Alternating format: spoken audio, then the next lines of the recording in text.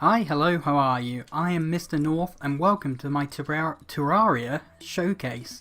I'm showing off my base that I'm about to get rid of and I want a record of it, and I thought I'd make a little how-to video of how I built it. I unfortunately don't have many screenshots or any screenshots of what it looked like originally, so I'll just have to tell you as we go along. I mean, first of all, this is not it. This is where we originally lived, me and the NPCs. We lived inside this living tree that I carved out. I climbed up the inside and put vine rope, which you can get from the guide to plant cordage accessory that you sometimes find in surface chests. I'll show you that when we get into the actual base, which you can see on the map over there. And I hope this gives you an idea of where I'm going with it, because oh, that's the forbidden armor power-up. I liked living in the living tree so much, I thought I would build the biggest living tree I could build. And here is what it looked like. Here is how it came out from the outside.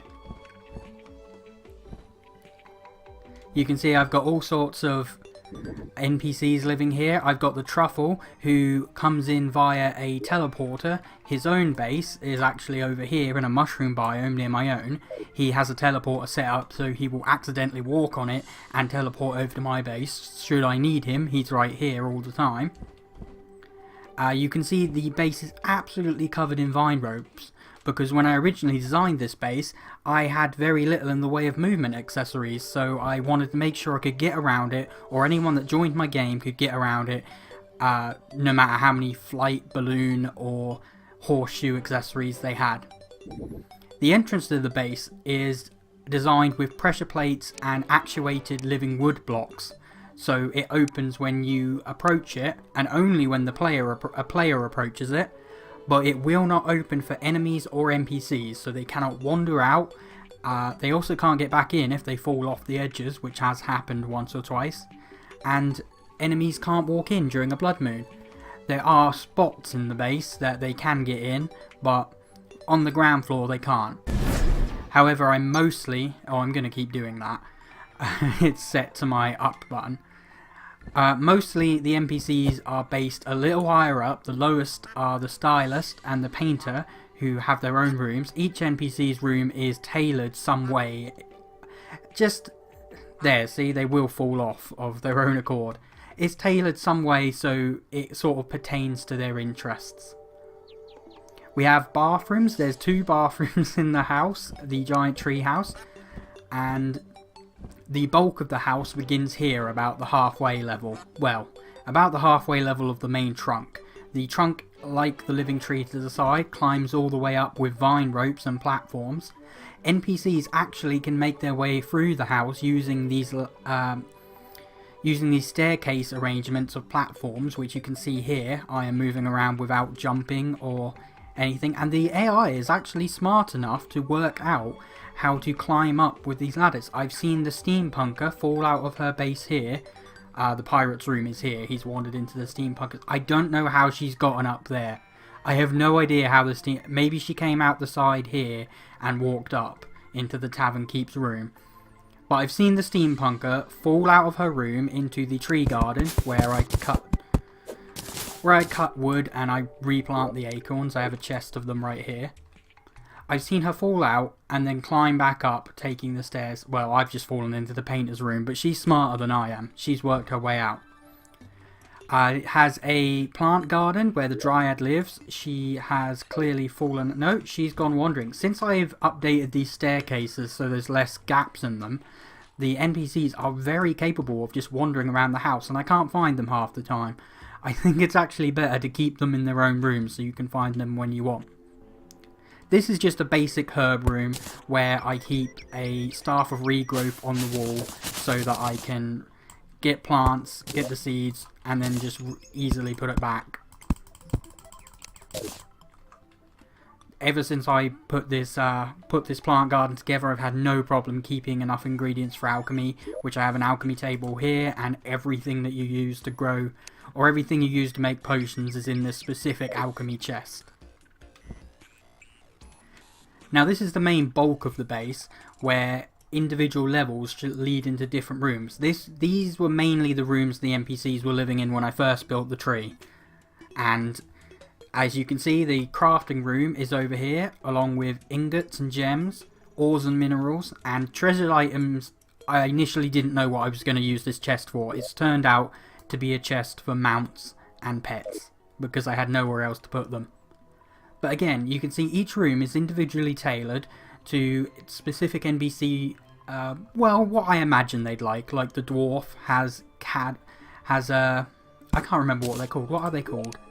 They're called carriage lanterns, and I thought they were very thematically appropriate, along with stone walls and wooden beams in the background. The Goblin Tinkerer is up here with all these specialty crafting objects, such as the sky mill, I think it's a bone mill. What's it called? A bone welder. They're not all called mills then. Also, there's the honey dispenser. Yes, I had that one right. The ice mill, ice machine, the solidifier, the glass kiln, and the two that make flesh blocks. The mechanics room took me a long while to actually decorate, but she again has the carriage lanterns, a bit of chain mechanics. She has a couple of them have beds. There are enough beds that if they slept in shifts, they could definitely all get a chance to sleep. But she's got a clock and a street light like there are downstairs as well. The clothier has a little mini library and an arrogant picture of himself on the wall. And the wizard, of course, has his own library with a plethora of lights and a magic crystal ball, which I also have in my bedroom, which is my character's bedroom here, where the nurse and the tax collector live. I bet I'm very bad at collecting the gold off the tax collector. But there's also skins on the wall, old armor, that's the Orichalcum armor set, war table, my old skeleton mask I was wearing, a crafting space with the crystal ball, and well, it's just knickknacks that I've decorated around up here, as well as the buff sharpening wheel and minion table, so I can summon more of my pets than I could normally summon. Again, we have actuated blocks that are activated through a pressure plate. These are both controlled by the same pressure plate because the outside pressure plate is perfectly positioned for both of them. So I thought it best just to link them all up to the same circuitry. Now the angler's room is over here underneath with the, oh, I should hit that, with the coral and the chest and the various sea decorations, but he for some reason likes to fall down here and just go to the bathroom.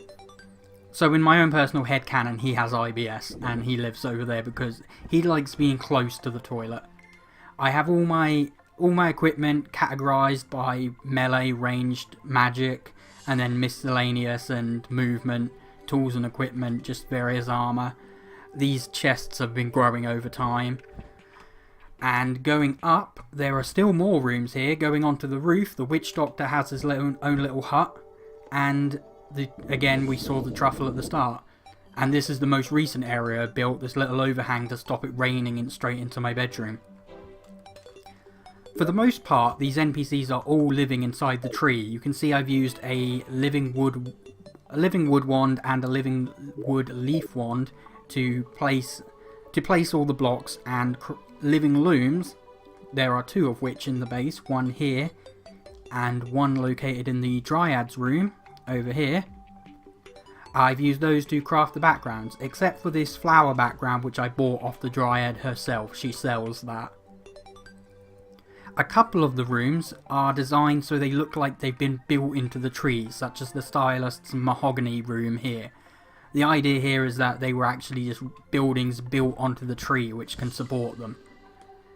But for the most part, the tree is all living wood backgrounds, living leaf backgrounds, and the same blocks with vine ropes and living wood platforms so that any player, no matter what their progression in the game, can climb around it. It's certainly easier to fly around it, but anyone can use the platforms to get around. For a higher level player, it's probably actually not so convenient because some of these platforms really slow you getting down. and a lot of the time I prefer just to use a mount, such as my shadow dyed unicorn here, to fall down without interacting with the rope leaves in any way. As for how I built the tree, initially it was just a matter of clearing out a large space and then building up 2 straight lines either side of living wood with a little bit of wood and leaf decoration down the bottom.